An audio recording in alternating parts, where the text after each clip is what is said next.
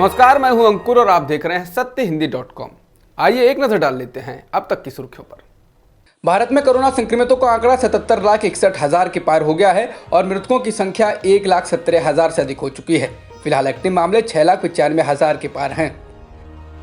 कानून मंत्री रविशंकर प्रसाद ने कहा कि बिहार के सभी निवासियों को मुफ्त कोरोना वैक्सीन देने का जो वादा बीजेपी ने अपने चुनावी संकल्प पत्र में किया है वो पूरी तरह कानून के दायरे में है। समाचार एजेंसी एएनआई के अनुसार रविशंकर प्रसाद ने इसे ऐतिहासिक कदम बताया और कहा कि बीजेपी ने अपने मैनिफेस्टो में लोगों के लिए स्वास्थ्य सेवा को प्राथमिकता दी। इससे किसी विपक्षी पार्टी को परेशानी नहीं होनी चाहिए।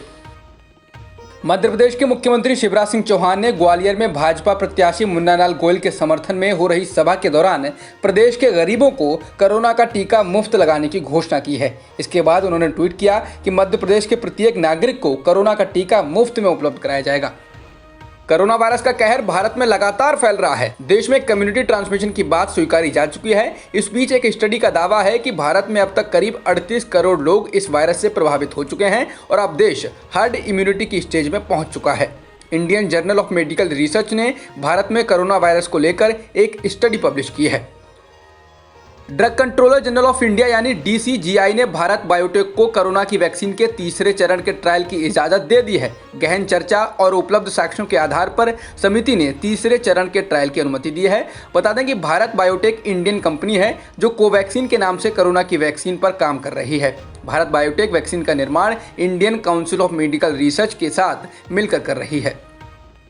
भारत ने रूसी स्पुतनिक वी वैक्सीन का परीक्षण करने की अनुमति दे दी थी। अब कोरोना के खिलाफ रूसी स्पुतनिक वी वैक्सीन का परीक्षण भारत में 100 स्वयंसेवकों पर किया जाएगा। डीजीसीआई ने यह जानकारी दी है। डीजीसीआई ने परीक्षण करने के लिए फार्मास्यूटिकल कंपनी डॉक्टर रेड्डी की प्रयोगशालाओं को अनुमति दी है। कोरोना वायरस की महामारी के समय कैदियों को अंतरिम जमानत दी गई थी। अब उस अंतरिम जमानत को खत्म कर दिया गया है। कैदियों को अब सरेंडर करना होगा। दिल्ली हाईकोर्ट ने शुक्रवार को यह आदेश दिया है कि कोरोना के कारण जिन 5,581 कैदियों को अंतरिम जमानत दी गई थी उन सभी कैदियों को अब सरेंडर करना होगा। दिल्ली में एनडीएमसी मेडिकल कॉलेज और हिंदूराव अस्पताल के रेजिडेंट डॉक्टर्स एसोसिएशन ने वेतन न मिलने के खिलाफ आज से अनिश्चितकालीन भूख हड़ताल शुरू कर दी है। डॉक्टरों का कहना है कि जब तक उन्हें पूरा वेतन नहीं मिल जाता तब तक भूख हड़ताल जारी रहेगी।